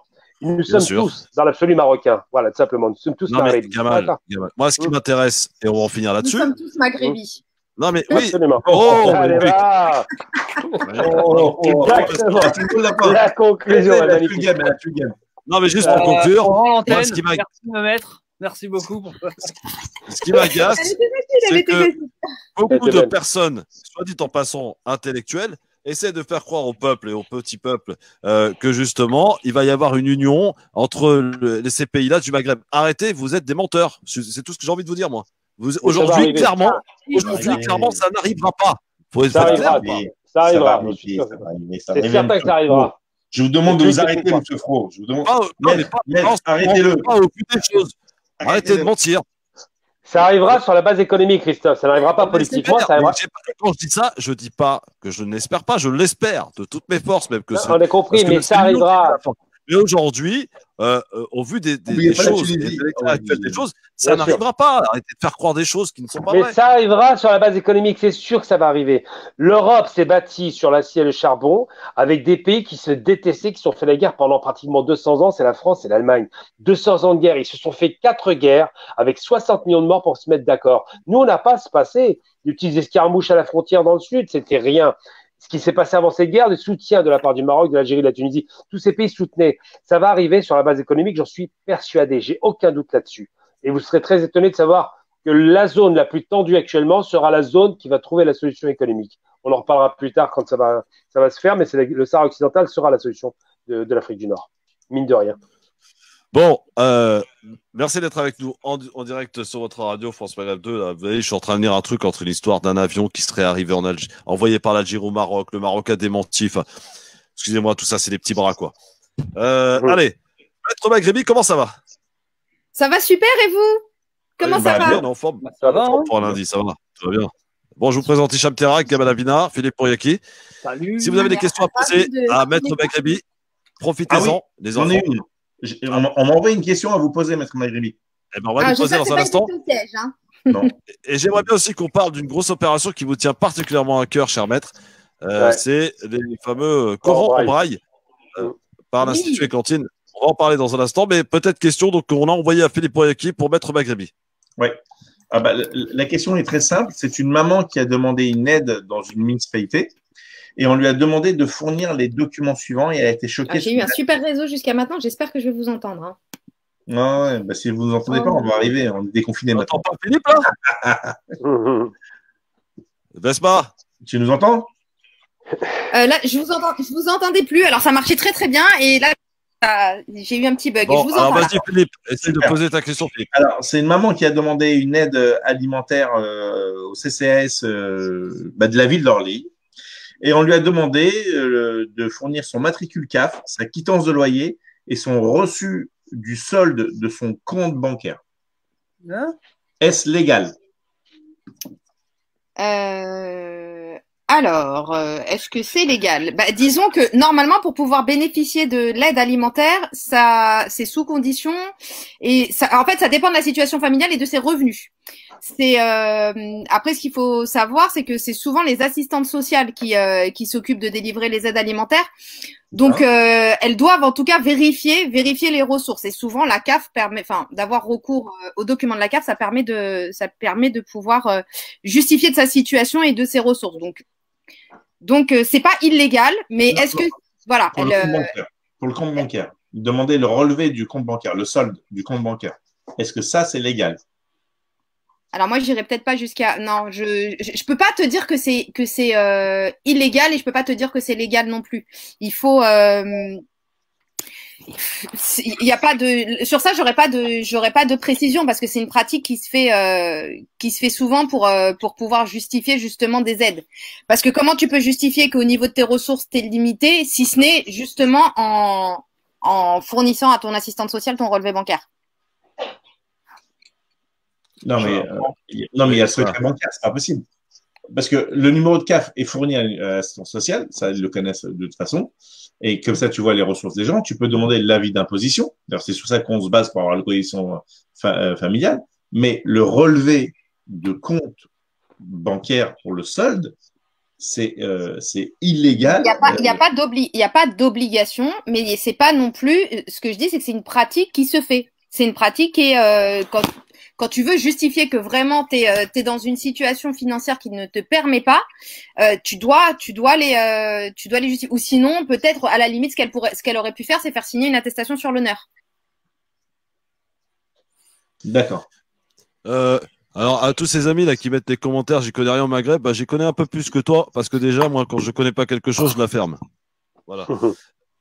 Autre chose. Alors, Christophe. Il est énervé là. Non, mais mais on lit plein de choses sur les commentaires. T'as bien vu, moi, la dernière fois, j'ai carrément été qualifiée d'avocate de riche. Tu te souviens pas? Ah bon? Oh. Mais oui. Ouais, c'est ça. Non, mais c'est quand même consternant de voir ça. Moi, je suis à chaque fois égaré. On est en train de là, entre copains, entre amis, en train d'essayer de parler des vrais problèmes, des vraies choses, etc.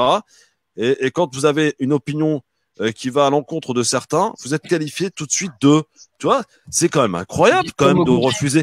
Vous avez peur de la démocratie, de la liberté? Vous voulez de la dictature? C'est ça qu'il vous faut, les gars? La liberté de penser. Non, mais la liberté de penser, vous ne l'aurez pas. Moi, je suis désolé. J'ai ma liberté de penser. Je peux me tromper comme tout à chacun. On peut tous se tromper, mais vous n'allez pas nous imposer une manière de penser et d'agir. Vous êtes des malades ou quoi? Et de dire à quelqu'un, sous prétexte que tu n'es pas d'accord avec lui, tu ne connais rien. Mais j'ai envie de te dire, je ne vais pas perdre mon temps à discuter avec toi, mon garçon. Voilà, tu vois, on peut. Au contraire, viens m'apporter des arguments fiables, comme essaye de faire Gamal. Appelez au 01 40 33 9000. Voilà, appelle, décroche ton téléphone. Mais derrière ton clavier, faire ton courageux, là, ton petit malin, c'est trop facile, ça. C'est pas grave. Alors, maître, il y a une nouvelle question pour vous d'un internaute, Miloud. Alors c'est ce que je suis en train de lire, qui s'est fait une greffe de cheveux en Tunisie et que le résultat n'a pas été bon et du coup il a contacté des avocats en Tunisie qui lui ont dit que ce serait une procédure longue et coûteuse. Est-ce qu'il y aurait des informations supplémentaires?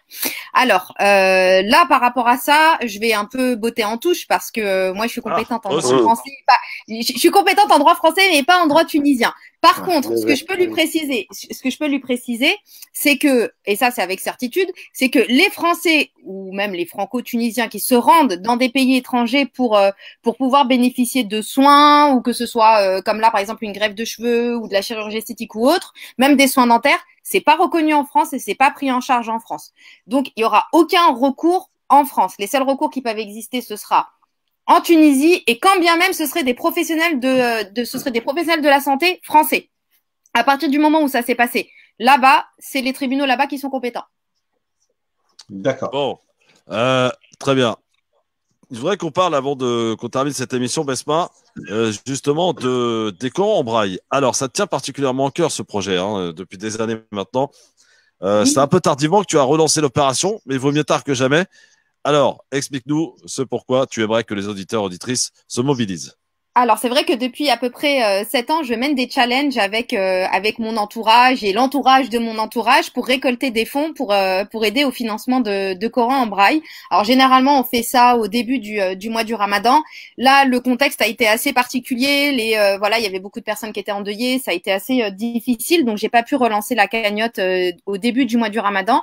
Mais comme on dit, 1 vaut mieux que 0 et vaut mieux tard que jamais. Donc, il nous reste quand même 2 semaines pour essayer de récolter des fonds pour aider une association qui s'appelle l'Institut Paris-Églantine, qui a l'habitude grâce à nos dons, de fabriquer des Corans en braille et de les offrir gratuitement aux personnes non-voyantes qui sont sur liste d'attente, parce que les Corans en braille, c'est pas quelque chose qu'on trouve en grande surface ou qu'on trouve en accès libre, c'est hélas très compliqué à trouver. Du coup, cette association œuvre à les fabriquer et les offrir gratuitement aux personnes qui vont s'inscrire sur liste d'attente. Au jour d'aujourd'hui, on a à peu près plus de 2600 personnes qui sont encore sur liste d'attente. Ça veut dire qu'on a plus de 2600 personnes non-voyantes qui sont en attente aujourd'hui de pouvoir avoir accès à ce livre, ce qui est juste pas normal. Et ce qu'il faut savoir, c'est qu'un Coran en braille, à la base, l'association les commandait de l'étranger, ça lui revenait à peu près à 300 €. Et là, grâce au challenge de 2018, ils ont pu financer une imprimante. Donc, depuis 2018, l'association imprime ces Corans. Et donc, le coût de revient entre les coûts de fabrication au niveau du papier, de la reliure et du transport, ça revient à peu près à 200 €. Donc, c'est beaucoup moins cher. Enfin, 190 €, 200 €. Et voilà. Et ils sont ensuite offerts gratuitement aux personnes. Alors, l'année dernière, on a fixé un challenge à hauteur de 16 000 €. On a dépassé on avait fixé un challenge de 11 000 € et on a atteint plus de 16 000 €. Du coup, cette année, comme l'idée, c'est toujours de fixer un challenge plus élevé que l'année précédente, on fixe un challenge de 17 000 € pour pouvoir aider au maximum cette association à pouvoir fabriquer un maximum de Corans en braille pour qu'elle puisse aider un maximum de personnes. J'explique un petit peu tout sur le compte Cotizep, comment ça se passe à peu près, comment se présente un Coran en braille. C'est un carton de 7 volumes. C'est énorme. Et c'est vraiment quelque chose d'exceptionnel et de magnifique qu'ils font. Et on a vraiment besoin de votre aide, de l'aide de tout le monde parce que chaque don est important, que vous donniez 5 €, que vous donniez 10 €, peu importe, parce que l'union fait la force et plus on sera un maximum de personnes à donner, plus on aura de chances d'atteindre l'objectif et de financer un maximum de Corans. Et le lien à Cotizep qu'on vous a mis sur la page Christophe Le Grand Forum, donc allez-y, vous le trouverez. Vous pourrez également se trouver sur la page droit de santé, n'hésitez pas à y aller et à aussi faire votre don pour permettre aux gens qui n'ont pas la vue, certes, mais qui peuvent et doivent lire le Coran en braille. Exactement. Le mois du Ramadan, c'est le mois du Coran et dites-vous qu'il y a vraiment énormément de personnes qui peuvent pas bénéficier de cette chance durant ce mois et qui peuvent pas en bénéficier même après. Et c'est pas normal. On est là pour les aider. C'est un devoir. C'est même pas un service qu'on leur rend. Il faut qu'on le fasse, sachant que c'est comme on dit, c'est une sadaqa jariya. Donc ça veut dire que c'est quelque chose qui va rester même après. Donc voilà, allez, on rend l'antenne parce que c'est terminé, mais on reste un petit peu en live parce que j'ai 2-3 questions à vous poser. Rendez-vous demain, les amis, à 17h sur France Maghreb 2 avec Soraya Rachedi et Rudy Kazi. Bonne soirée à tous. Sarah Tolcom, on se retrouve tout à l'heure à 19h avec Ali Bourine. Dans un instant, l'excellent Medjed pour la question qui fait mal à la tête sur France Maghreb 2. Salut. Le Grand Forum avec Christophe Fro sur France Maghreb 2. Pas de son. Alors là, on a fait le débat. On m'entend plus? Non, mais c'est normal. On t'entend. J'ai pas arrêté de te dire que lorsqu'on lance un jingle, il faut que tu attendes au moins 2 secondes, 64. Ouais, Christophe. Si le micro est coupé. Il nous l'a dit la dernière fois. Mais faut le dire, Christophe, là.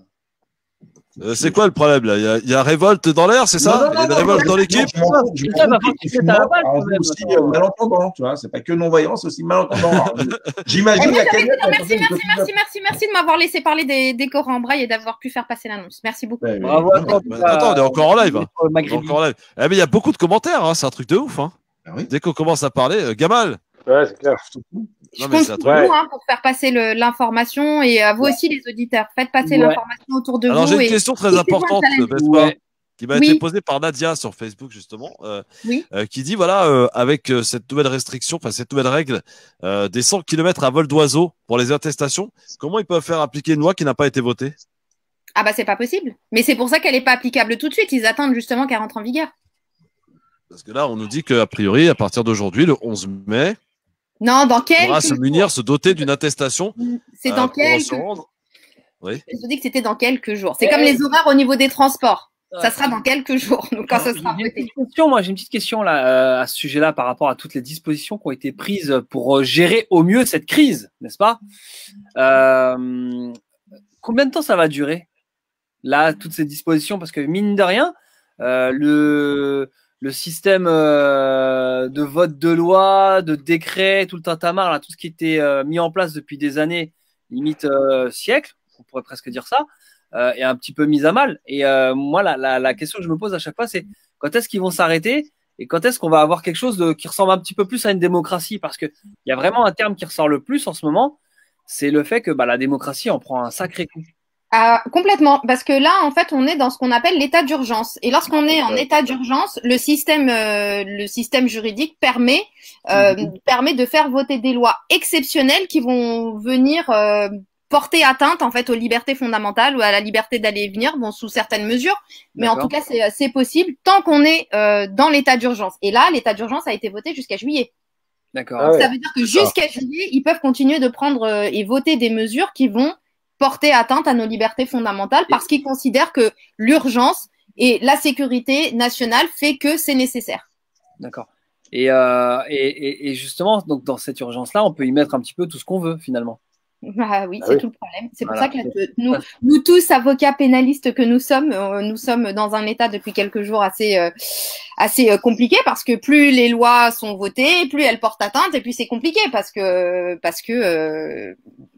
pour l'instant ça dure et jusqu'à juillet on va devoir les supporter et que très souvent on a déjà vu des cas où le retour en arrière n'arrive pas.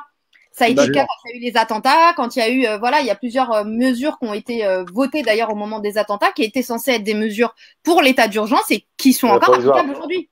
Absolument. Je une question, maître, que j'ai soulevée tout à l'heure. Il me semble, pour me rappeler quand même que dans la loi, il est interdit de dissimuler son visage. On est d'accord jusque-là? Excellente remarque. Et aujourd'hui, on nous impose de se masquer le visage, donc de se masquer le visage. C'est interdit. Que doit-on faire? Parce que le fait de ne pas respecter ce qui nous est demandé, à savoir le port des masques, peut nous valoir une amende, comme le fait de se dissimuler le visage peut nous valoir une amende. Que fait-on? Alors, c'est une excellente remarque, sauf que on en revient un petit peu à ce que je disais tout à l'heure. On est en état d'urgence, donc mesure exceptionnelle prise durant l'état d'urgence qui vient s'imposer sur le dispositif commun. Et qui disparaît après. Et qui sera toujours effectif par la suite. Ok, d'accord. Bon. Donc, ce sera une loi contradictoire. Très cher maître, imaginons que la crise passe, mais que moi je souhaite porter toujours des masques, un peu comme en Asie. Comment ça se passe? C'est le droit commun qui s'applique. Donc, si après l'état d'urgence, il y a toujours le besoin de porter les masques, va falloir tomber sur des officiers de police conciliants qui accepteront de ne pas mettre d'amende. J'ai l'impression que les avocats vont bien se régaler et au niveau procédure, ça va y aller sévère quand même. À mon avis, ouais. Il y a quelques contradictions dans la loi qui ont déjà été repérées, a priori. Bien sûr. Donc, oui, il y en a. Il y en a beaucoup. Ce que je peux vous dire, c'est que maintenant que Maître Maghrébi est parti, je vais quand même cotiser pour son Coran en braille. Ne lui dites surtout pas. Très bien. Merci, Gamal. Tu dois partager et surtout donner. Non, mais je vais donner aujourd'hui, t'inquiète pas pour ça. Donner. Vous devez tous donner d'ailleurs. Donnez. Soyez généreux, nous sommes dans le mois de la générosité. Ah oui, c'est ça. Tu me chantes ça, je donne plus, je le dis de suite. C'est clair. Rico. Là, direct, j'ai les oursins dans les poches. Et je remercie d'ailleurs encore Philippe qui l'année dernière a fait son petit challenge de son côté, qui avait récolté de son côté sur la ville d'Orly pour cette cause-là. Donc prenez exemple sur lui et faites pareil cette année. Et Philippe me rappelle qu'il avait essayé de se bander les yeux. J'étais là, je sors là. Ouais, oh la vache. Ah ouais. Énorme. C'est impressionnant. Ouais. Mais je me rappelle encore, c'était, je crois, une des expériences les plus traumatisantes que j'ai eu à vivre. C'était horrible. C'était affreux. Non, mais vraiment affreux. On m'a fait rentrer dans une salle, on m'a bandé les yeux. Ouais. Vraiment. Et on m'a donné une canne. On m'a donné une canne et on m'a dit Yallah, débrouille-toi. Avance. Et c'était un truc de fou. Et encore, j'avais quelqu'un qui me guidait, qui était à côté de moi. J'étais dans un milieu quand même sécurisé, quoi. Paisible, sécurisé. Ouais. Il y avait des tables avec des chaises, etc. Donc, je savais, j'étais en sécurité. C'est-à-dire que je savais que rien ne pouvait m'arriver. C'est-à-dire que j'étais pas lâché dans la rue, démerde-toi, il y a des travaux, il y a le balisage qui n'est pas fait. Enfin, rien à foutre des non-voyants ou des personnes à mobilité réduite. Tu vois, le truc, mais ça, je sais pas, ça a duré, je crois, 5-7 minutes, mais pour moi, ça a duré 2 heures. J'étais en panique, j'arrivais pas, je touchais des cheveux, je touchais des épaules, je touchais des chaises, il y avait des trucs sur mon passage, tu peux pas les voir, enfin, tu vois, on se rend pas compte que la vue, elle est elle est super importante. Ah, tout est important, mais là, en fait, c'est simple. Comme ils disent au sein de l'association de l'Institut Paris-Églantine, ils disent que la vue, c'est un petit peu la porte ouverte vers l'extérieur. Donc, toutes les personnes qui ont eu du mal à vivre le confinement durant 55 jours, imaginez ces personnes qui le vivent 24/24 et pour qui il n'y a pas de fin. Et vraiment, j'invite, moi, toutes les personnes qui hésitent ou qui réfléchissent à faire un don, à se bander les yeux et à essayer de circuler dans un endroit qui n'est pas chez eux. Parce que, encore, quand on est chez soi, quand on est dans un terrain connu, c'est pas la même sensation. Mais essayez de vous retrouver dans un endroit que vous connaissez pas et bandez-vous les yeux. Croyez-moi, c'est extrêmement difficile. Et c'est pour ça que je dis que c'est même pas un service qu'on fait. Il en va de notre devoir de les aider. Bien sûr, je suis d'accord. Bon, les amis, faut qu'on y aille. Et c'est pas n'importe quel livre, hein. Et c'est le livre saint. Quand même, les enfants. Oui, c'est le livre saint. C'est le livre saint. Oui. Bon, merci à tous, en tout cas, d'être venus ce soir. Hicham, sympa. Tu reviens dans combien? Dans 3 mois? Hicham, il est Non, bah écoute, peut-être cette semaine encore. Bien, Hicham, cool. Très bien, très bien. Allô. Je rappelle que jeudi, on recevra François Burga. Oui, ouais, ça on va. t'entend, Hicham. On t'entend, Hicham? Allô. Oui, allô. Allô. Moi, j'entends. Allô. Ouais. Non, mais il a fait exprès. C'est un artiste. Je rappelle que jeudi, on recevra François Burga. Demain, il y aura Soraya Rachedi et Rudy Kazi. Et puis, restez avec nous, quoi. Tous les jours, c'est le grand forum à partir de 17h. On est resté, comme vous avez pu le constater, en mode confiné jusqu'à la fin du mois du Ramadan pour l'instant. On reste prudent, nous. On n'a pas envie d'aller au casse-pied. Voilà. Donc, on reste prudent, les amis. Et puis, rendez-vous demain, 17h sur France Paris 2. Merci, mon Hicham. Sarah Tolok. Salut, Hicham. Donc, salut, Gamal. Ouais, bon appétit. Sarah Tolok, merci tout le monde. Sarah Tolok avec le velouté de courgettes de Besma Maghabi. Ouais. C'est un velouté lentilles ce soir. Ah, ça change. C'est pas mal, ça. Il faut du faire un peu. C'est bien. Je vous jure, je vous envoie une photo sur le groupe, vous allez voir. On va la publier sur les groupes, tu vas voir. Merci à toi et rendez-vous demain, mon ami. Ciao, les amis. Ciao tout le monde. Bye bye. Si vous le pouvez, continuez de rester chez vous un petit peu. Évidemment. Il faut de toute façon. Le Grand Forum avec Christophe Roux sur